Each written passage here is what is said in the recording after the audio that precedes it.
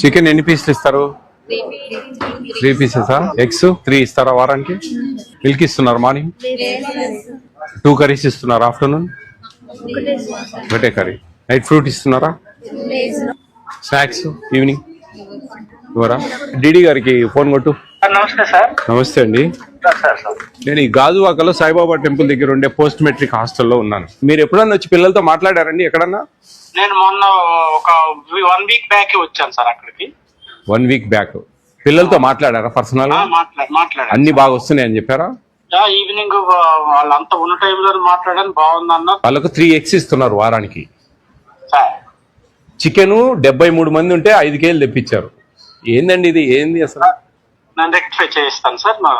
నేను వస్తే రెక్టిఫై చేసేది కాదు సార్. మీరు వచ్చి ఏం చేస్తున్నారు? మీ ఇక్కడ ఏఎస్సిడబ్ల్యూ, ఏఎస్డబ్ల్యూ, ఇక్కడ ఉండే హాస్టల్ వార్డను వీళ్ళిద్దరికి సస్పెన్షన్ కి రికమెండ్ చేయండి.